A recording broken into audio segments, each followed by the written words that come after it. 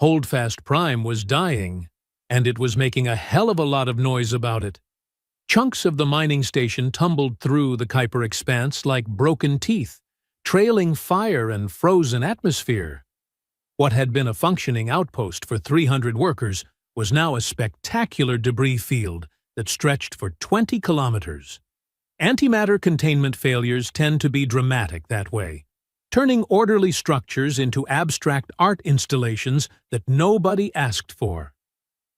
Commander Ixmoller stood on the bridge of the Galactic Council response vessel Luminous Accord, all four of his arms crossed in identical expressions of displeasure.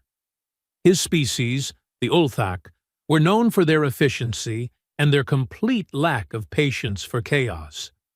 Right now, he was staring at chaos in its purest form. "Status report," he commanded, his voice carrying that particular tone that suggested someone was about to have a very bad day. The sensor officer, a jittery human named Pollux, tapped frantically at his console. "Commander, we're reading approximately 600 metric tons of structural debris, ongoing secondary explosions in the eastern habitat ring, and radiation levels that would make a sun jealous. Atmospheric integrity is, non-existent in 92% of remaining sections." "Survivors?" Pollux hesitated. That hesitation told Ixmoller everything he needed to know before the officer even spoke. "We're detecting 8 life signs, Commander. Deep in the maintenance hub, Section 12. They're alive, but—" Pollux pulled up a holographic display that showed the station's interior in painful detail.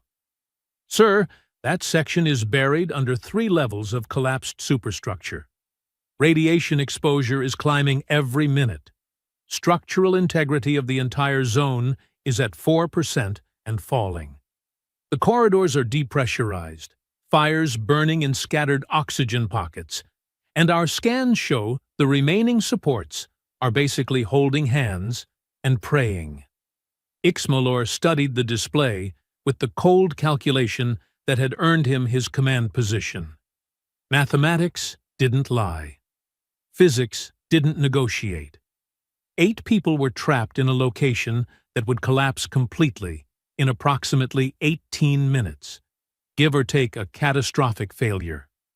Any rescue attempt would require navigating a maze of unstable corridors while radiation cooked anyone foolish enough to try, and even if someone made it to the survivors, extracting them through that much debris would take hours they didn't have. "Probability of successful rescue?" he asked, though he already knew the answer. Pollux ran the numbers. 0.003%, Commander. That's being generous.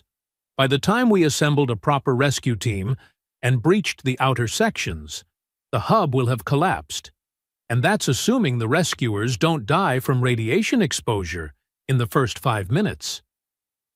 Around the bridge, the various species of the Council response crew exchanged glances. A Krolix, environmental specialist named Ixul, shifted uncomfortably, their translucent skin flickering with patterns of distress. 2 human diplomats whispered to each other in the corner, their antennae drooping with the weight of bad news. Ixmoller made the decision that regulations and mathematics demanded. Classify the site as unsalvageable. Mark the life signs as casualties. We'll retrieve bodies once the station finishes its structural collapse. Notify next of kin through proper channels. It was cold. It was also correct. Throwing away the lives of a rescue team for a 0.003% chance of success wasn't heroic.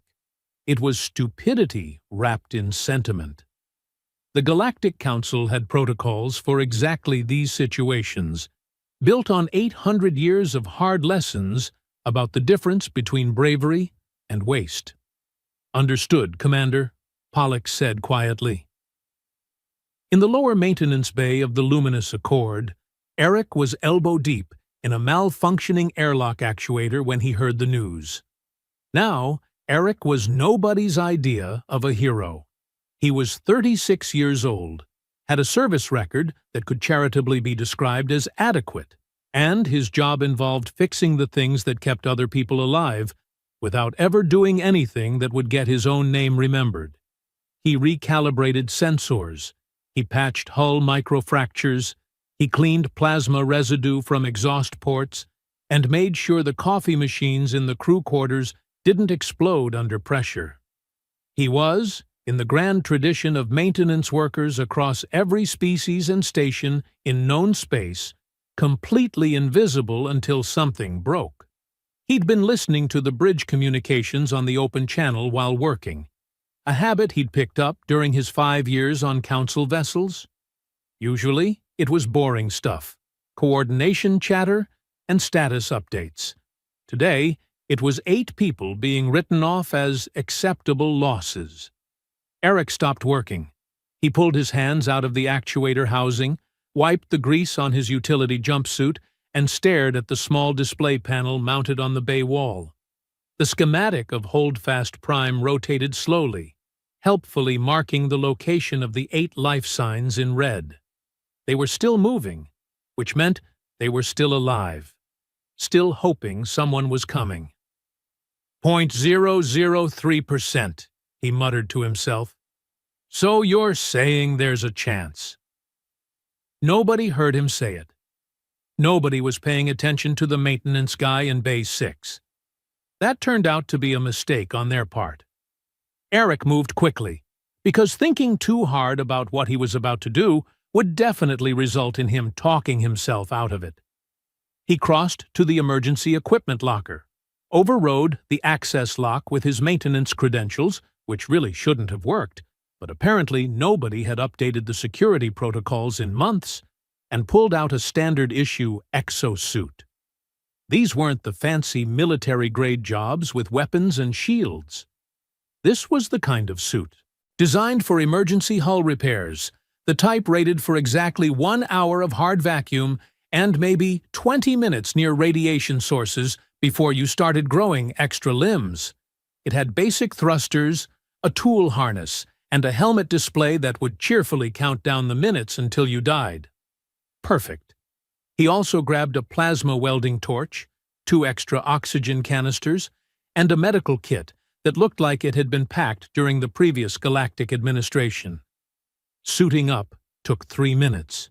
Overriding the bay's emergency launch tube took another 2, which was unfortunate because apparently they'd upgraded that security after all, and Eric had to physically rewire the control panel while his helmet helpfully informed him that unauthorized use of emergency systems was a violation of about 19 regulations.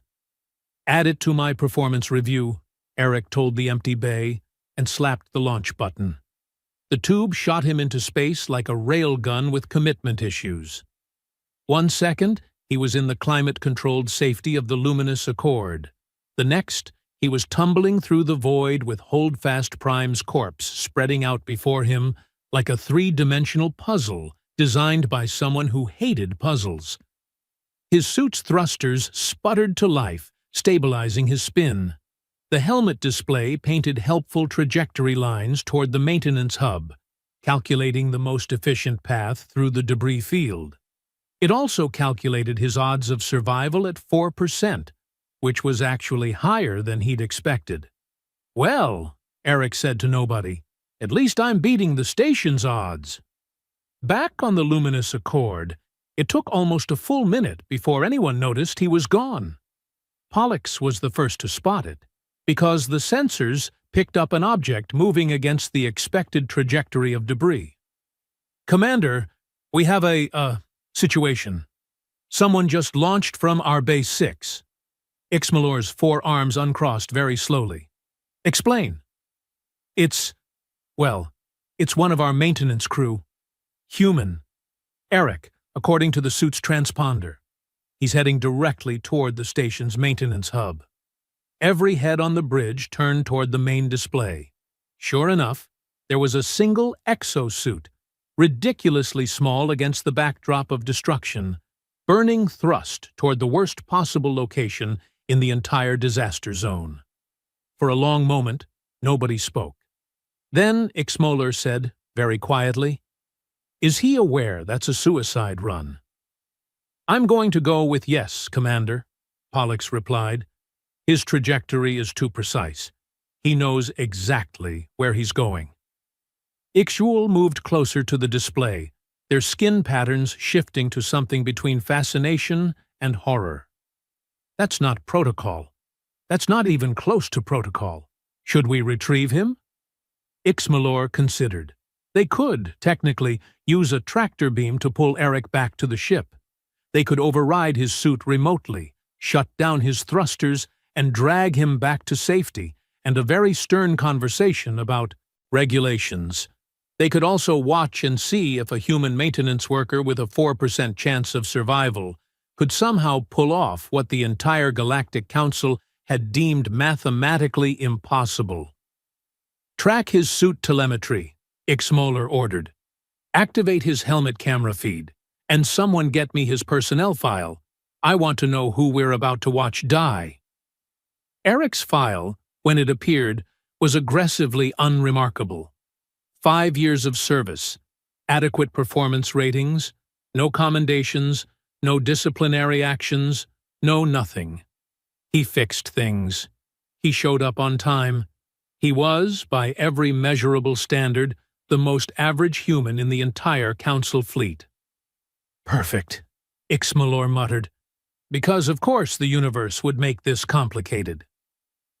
Eric reached the outer hull of Holdfast Prime and immediately realized that 4% survival chance had been wildly optimistic. Metal screamed around him. That was the first thing Eric noticed as he magnetically locked onto what remained of the station's outer hull.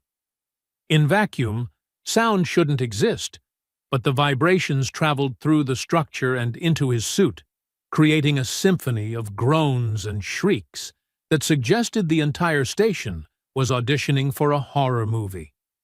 His helmet display painted a path through the wreckage in helpful yellow lines, which immediately proved useless because the corridor it wanted him to take had ceased to exist.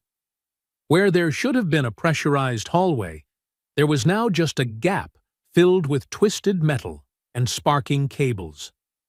"Plan B it is," Eric muttered, firing his torch.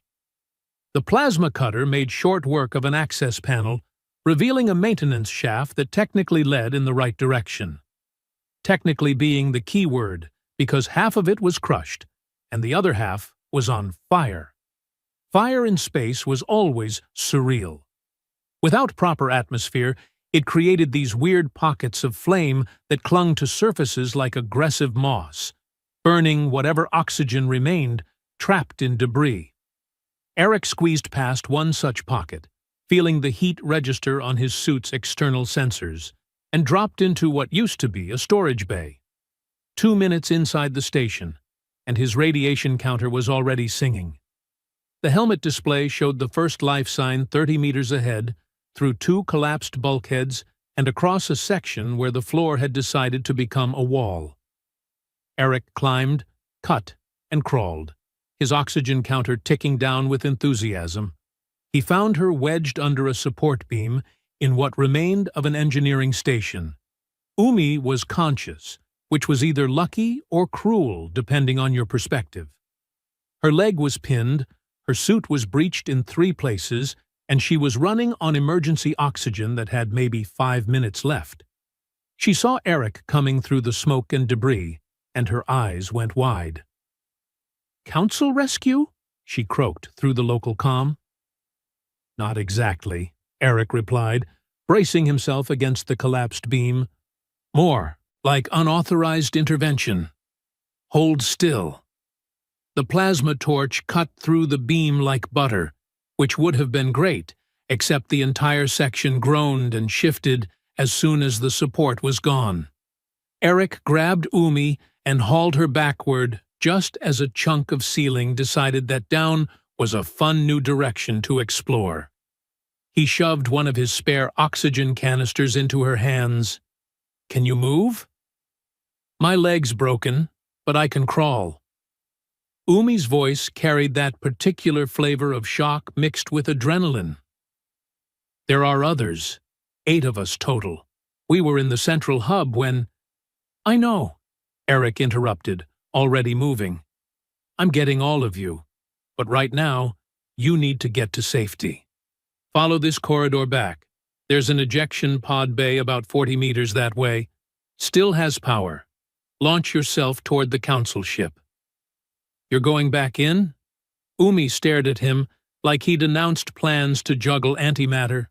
That's insane. Yeah, well, today's full of bad decisions. Go.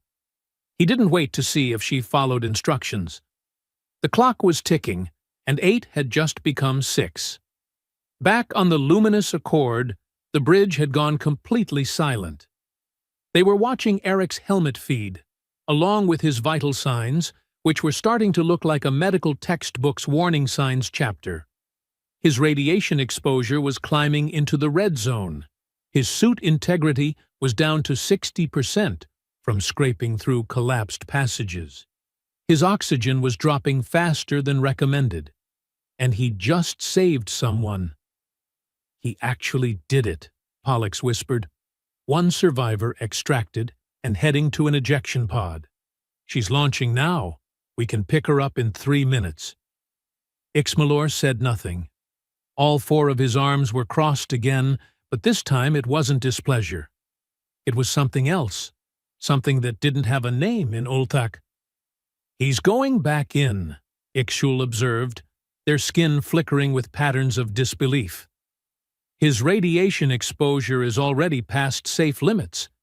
At this rate, even if he survives the rescue, the exposure will kill him in days. Do we stop him? Pollux asked. Ixmalor watched Eric disappear into another collapsing corridor. No. We watch. The second survivor was Oren, and he was in worse shape. Eric found him in what used to be a security station, now a tomb of bent metal and shattered screens. Oren's right leg was broken, twisted at an angle that made Eric's teeth hurt. Burns covered the man's arms where superheated metal had caught him, and his breathing came in short gasps. About time, Oren managed, trying for a smile that came out as more of a grimace. Thought Council wrote us off. They did, Eric said, already working on the debris pinning Oren down. I'm off the books. This is going to hurt. Can't hurt worse than staying here. Eric found 2 pieces of hull plating that were mostly flat, strapped them together with cable from his tool harness, and created something that could charitably be called a stretcher. Getting Oren onto it involved a lot of swearing from both of them, but eventually Eric was dragging the makeshift rescue sled back through the corridors. Oren was heavy. Correction. Oren plus the stretcher, plus Eric's own equipment in increased gravity from spinning debris, was heavy. Eric's muscles screamed. His suit's servos whined in protest. The helmet display cheerfully informed him that his oxygen was now at 30%. He got Oren to another ejection pod, launched him, and turned back before the pod had even cleared the debris field. 3 down, 5 to go, Eric panted. This is fine. Everything is fine. It was not fine. Lucia was trapped in an airlock that was slowly filling with coolant from a ruptured line. The thick blue liquid was already up to her waist, and it was the kind of coolant that made flesh do interesting things like freeze and then shatter. Eric hit the airlock controls, which sparked and died. He hit them again. Still dead. The manual override was on the other side, which was completely inaccessible unless he wanted to swim through toxic coolant, which he did not. Okay, Eric said, studying the problem. Okay, this is just engineering. Very urgent engineering. He pulled up his suit's technical manual, found the section on airlock mechanisms, and yes, there it was.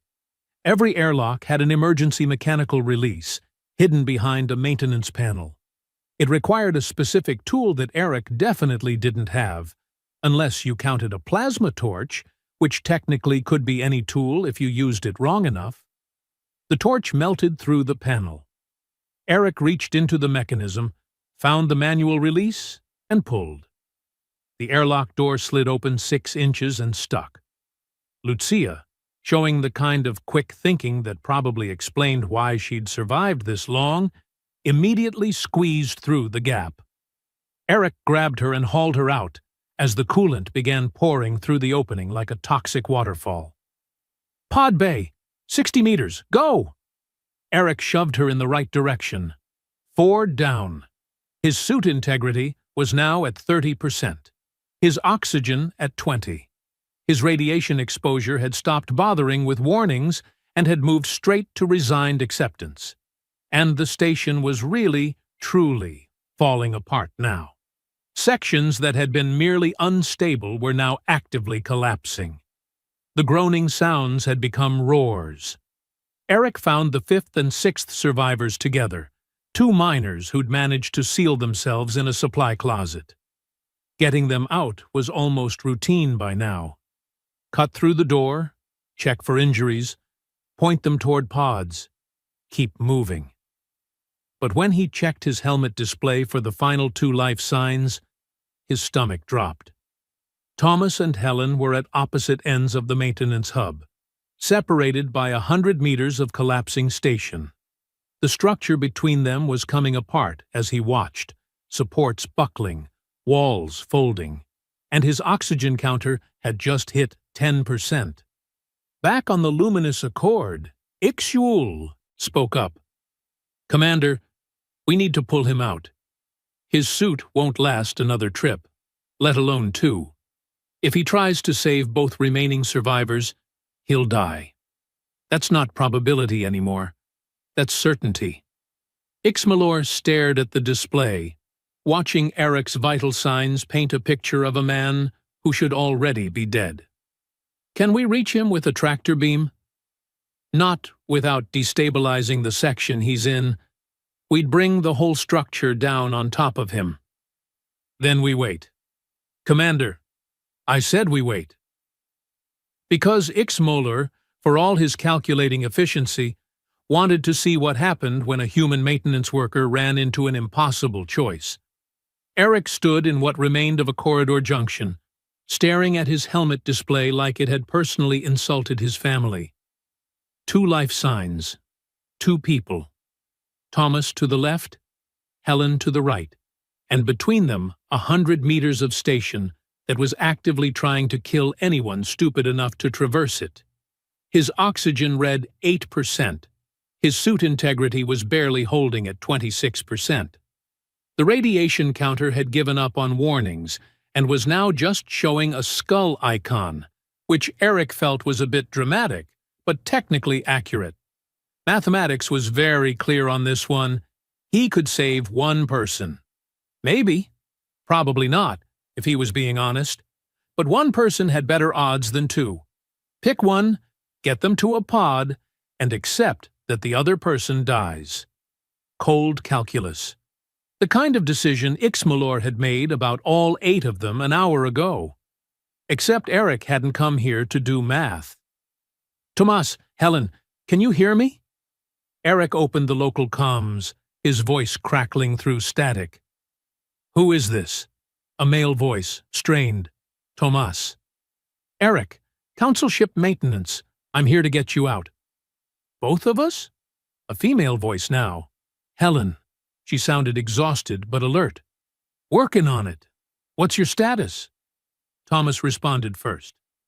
"I'm pinned in the eastern storage bay. Legs are fine, but there's a support beam across my chest. Can't get leverage to move it. Oxygen's at 15%. Suit's holding, but barely." Helen's situation was somehow worse. "Western equipment room. The door sealed when the pressure dropped, and I can't override it. No injuries, but I'm trapped. Oxygen at 12%. Eric did the math despite himself. His oxygen wouldn't last 2 trips. Even if he went full speed, burned every thruster reserve, he'd run out halfway through the second rescue. And that was assuming the station didn't collapse first, which seemed unlikely given that chunks of ceiling were currently raining down around him. "Listen," Thomas said, and his voice carried the weight of a man who'd already made peace with the universe. "Helen's closer to the southern pod bay. Get her first. You won't have time for both of us, so just—" "No," Helen interrupted. "Tomas has the better chance. That beam might shift any second and crush him.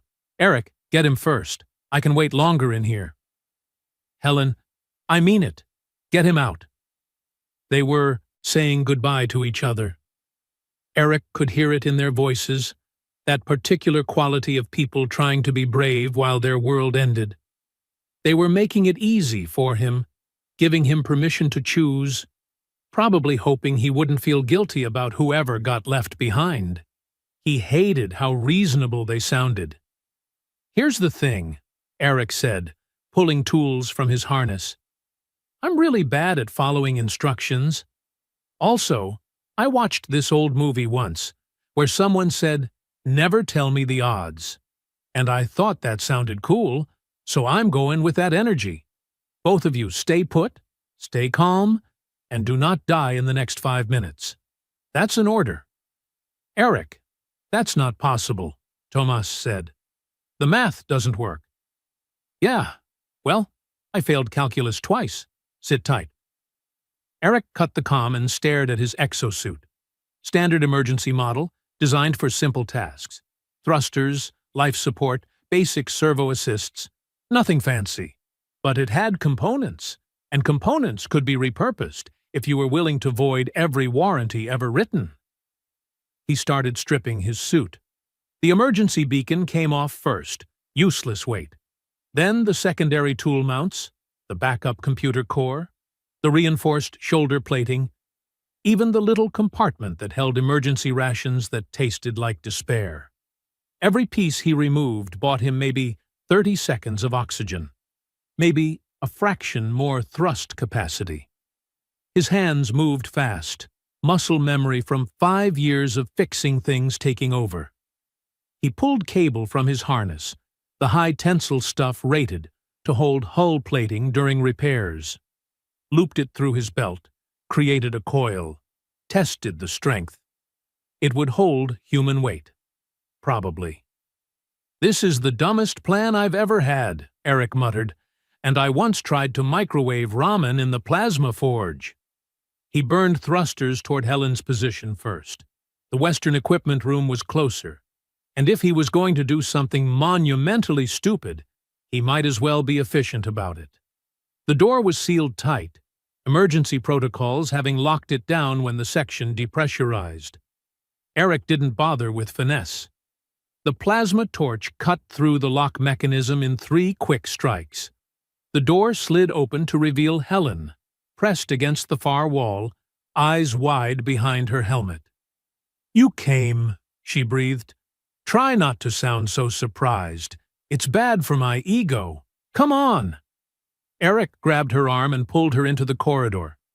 Instead of heading toward the pod bay, he started dragging her east. "Where are we going?" "The pods are that way." "We're getting Tomas first."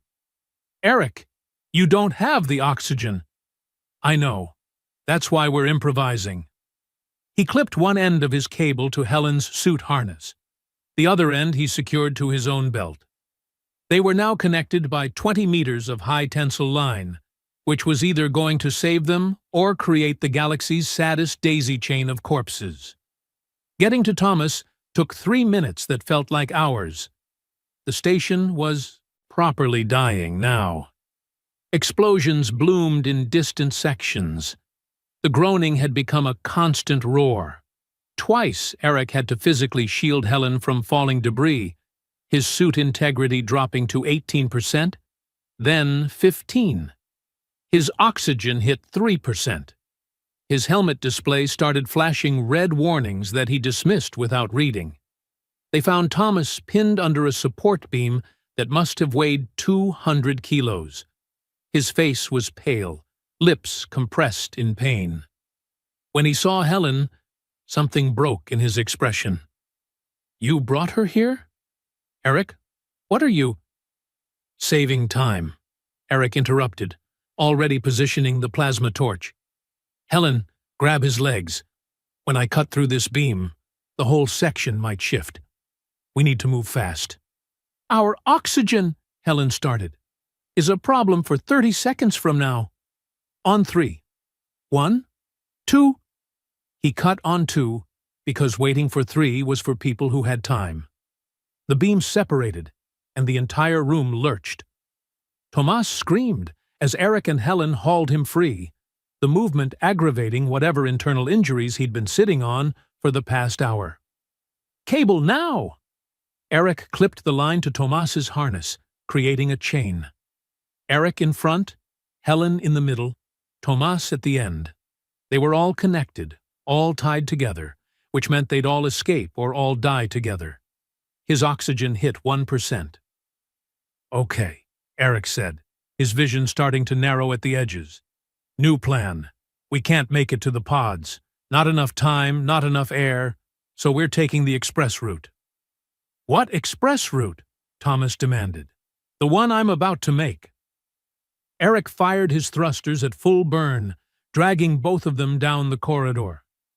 They tumbled and bounced off walls, a chain of bodies that had no business moving at this speed.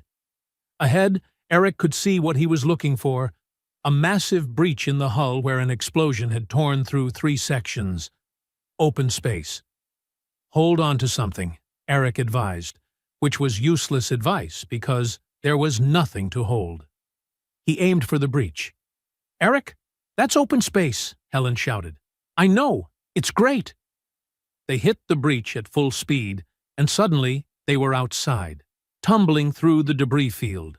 3 humans connected by cables spinning like the galaxy's worst carnival ride.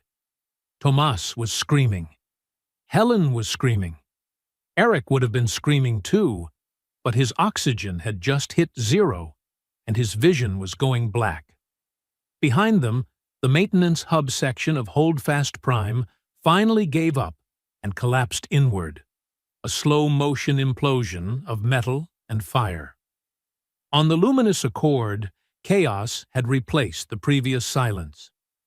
He's got them, Pollux was shouting. All 3 are clear of the station, but they're tumbling. No thrust control. Eric's suit shows 0 oxygen, and his vitals are, oh no, his vitals are crashing. Ixul was already moving toward the medical bay. Get them aboard now. I can't get a tractor lock. They're spinning too fast and there's too much debris. The helmsman, Mox, had all 4 of his hands flying across controls. If I fire the beam now, I might hit debris and knock them into a fatal trajectory. Ixmolor stepped forward, his command voice cutting through the panic. Mox, you're rated for precision captures. 3 lives are in your hands. Do not miss. Mox's hands steadied. His eyes went wide with focus, the kind of focus that came from knowing that failure meant watching 3 people die in real time on your view screen. He fired the tractor beam. It caught debris first, a chunk of hull plating that got pulled along the beam's path.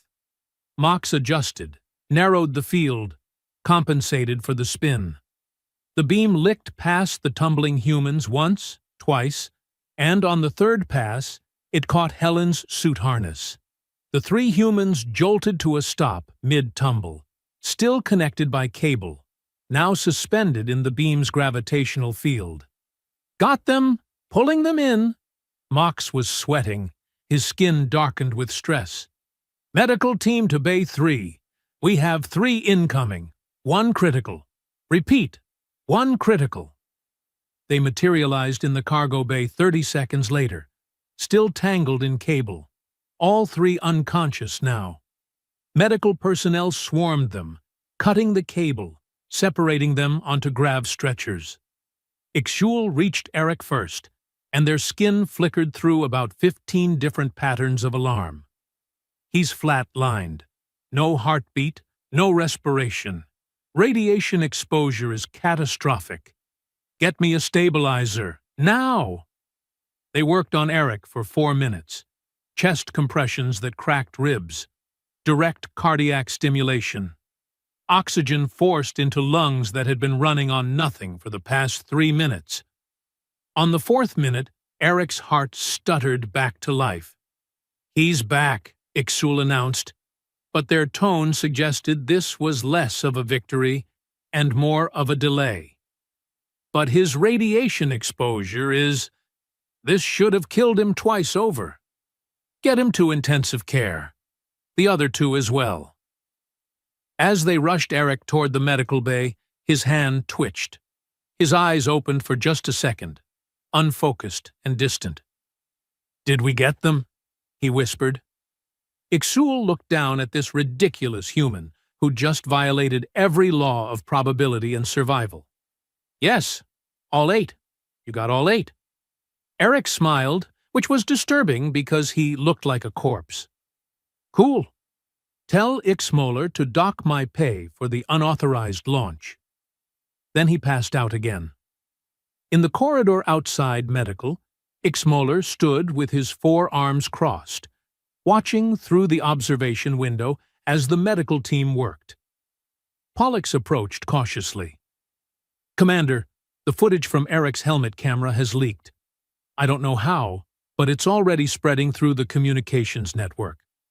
Multiple species are asking for information." "Leaked," Ixmoller repeated flatly. "Yes, sir. Completely accidental. Absolutely nobody on this crew would have deliberately transmitted that to every major news network in the sector." Pollux studiously avoided looking at Mox, who was whistling innocently at his station. Ixmoller almost smiled. "Almost. I see. Prepare a report for the Council. All 8 survivors recovered. 0 fatalities. Success rate 100%. And Eric? Let medical stabilize him first. Then we'll figure out what to do with a human who just made the entire Galactic Council look like cowards." Eric woke up to the sensation of being rebuilt from the inside out. Everything hurt, which was actually a good sign because it meant his nerve endings still worked. His chest felt like someone had used it for percussion practice. His lungs burned with each breath. Every muscle in his body had filed a formal complaint and was awaiting his response. He opened his eyes to find Ixmoller standing over him, all 4 arms crossed, looking like a disappointed parent who'd caught their kid trying to build a rocket in the garage. "You're awake," the commander observed. "Medical wasn't certain you would be. You were clinically dead for 4 minutes." "Sorry," Eric croaked. His throat felt like sandpaper. "Didn't mean to be dramatic." "Dramatic would have been dying permanently. What you did was..." Ixmoller paused, searching for a word. "Problematic." Eric tried to sit up and immediately regretted it. Pain lanced through his ribs. "How problematic are we talking? Court-martial? Problematic? Cleaning plasma manifolds for a year? Problematic? You violated approximately 19 council regulations, stole emergency equipment, launched yourself into an active disaster zone without authorization, exposed yourself to lethal radiation levels, and somehow survived." Ixmoller's voice was perfectly level. "That's not problematic. That's a situation." "A situation," Eric repeated. "That sounds bad. It gets worse. All 8 survivors lived. Every single one." Eric blinked. That's good, though. Why does your voice suggest it's not good?" Ixmoller gestured to a view screen on the wall. It flickered to life, showing a council chamber filled with representatives from at least 30 species. The volume was muted, but the body language was universal. Everyone was yelling at everyone else. "Your helmet camera footage leaked," Ixmoller said. Within 6 hours, it had reached every major network in the Galactic Council. Within 12 hours, it had been viewed approximately 8 billion times. Within 24 hours, the council chambers looked like that. On screen, a human representative was gesticulating wildly at a Krolix delegate. A Ulthak official had all 4 arms raised in what was probably a very emphatic point. Someone's translation device was smoking. They're arguing about me? They're arguing about what to do with you. Some want you punished for protocol violations. Others want you commended. Humanity's representative has been quite vocal. The screen shifted to show a human woman with steel gray hair and an expression that could cut glass. She was pointing at something off-screen while several alien representatives tried to interrupt her. The subtitle read, Representative Imogen, Human Diplomatic Corps. She's been demanding formal recognition for the past 3 days, Ixmoller continued. While you've been unconscious, she's effectively held the council hostage until they make a decision. 3 days? I've been out for 3 days? Your body needed time to recover from doing things that should have killed you. The medical team had to essentially rebuild your cellular structure from radiation damage. You'll be pleased to know you've set several records for longest revival time and most organs that needed regeneration. Ixmollor's tone was dry. Congratulations. Eric processed this. So, what's the verdict? Am I getting kicked out of the council fleet? That's the complicated part. Ixmoller uncrossed one arm to tap at a data pad. The council has a rank system for acts of exceptional valor. You're familiar with it? Vaguely. There's hero rank for saving lives, champion rank for changing major outcomes, and legend rank. Ixmoller pulled up a document on the view screen, replacing the chaos of the council chamber. Legend rank is reserved for acts so extraordinary that they fundamentally alter how other species view what's possible. It's been granted exactly once in 800 years of council history. A Krolix diplomat who prevented a system-wide war by negotiating for 6 months without sleep, while their own species was under siege. Eric stared at the document. That's incredible. What does this have to do with me? The council voted this morning. Unanimous decision. Ixmoller met his eyes. You've been granted legend rank. For a long moment, Eric just stared. I'm sorry, what? Legend rank. No debate required. Even the species representatives who wanted you punished voted yes. I voted yes. Ixmollor's expression was unreadable. What you did was mathematically impossible. It violated every principle of risk assessment and resource management. It was also the most extraordinary act of individual courage I've witnessed in 30 years of service. But I'm just a maintenance worker. I fix airlocks. I recalibrate sensors. I'm nobody. You were nobody, Ixmoller corrected. Now you're the second being in 800 years to receive legend rank. Now you're the human who made the entire Galactic Council reconsider what impossible means. The door to the medical bay slid open, and Umi walked in, followed by Oren limping on a regenerated leg. Then Lucia, then the 2 miners, then Thomas and Helen holding hands. All 8 survivors. They stood there, looking at Eric like he'd personally rearranged the stars for them. We heard the news, Umi said quietly. Legend rank. They're saying you're the first human to ever receive it. We wanted to say, thank you, Oren added. Properly, not while you were dragging us through an exploding station. Eric looked at them, these 8 people who should have been statistics, who should have been names on a casualty report, mourned and forgotten. Instead, they were standing here, alive, looking at him like he'd done something miraculous instead of just incredibly stupid. I didn't know if it would work, Eric admitted. The math said it wouldn't. Every calculation said I'd fail. But you tried anyway, Helen said. Her voice was soft, but firm. When everyone else had written us off, you tried. Tomas squeezed her hand. The doctors said you were dead for 4 minutes, that you shouldn't have survived the radiation exposure even if you'd made it back. But here you are. Here I am, Eric agreed. Apparently too stubborn to stay dead. Ixmalor cleared his throat. There's one more thing. Legend rank comes with certain responsibilities. The Council has permanently assigned you as their impossible situations specialist. Eric blinked. I'm sorry. They're what?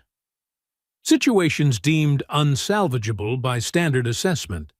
Scenarios where the probability of success is negligible, but the cost of inaction is too high. You'll be assigned to evaluate these situations, and if you deem it appropriate, intervene. Ixmolor's expression might have been amusement. It was hard to tell with Ulthak. Essentially, you've gone from fixing airlocks to being humanity's official representative for lost causes. That's the job description? Lost causes? The official title is more diplomatic. But yes. Eric lay back on the medical bed, staring at the ceiling. 3 days ago, he'd been invisible. The guy who fixed things nobody noticed until they broke.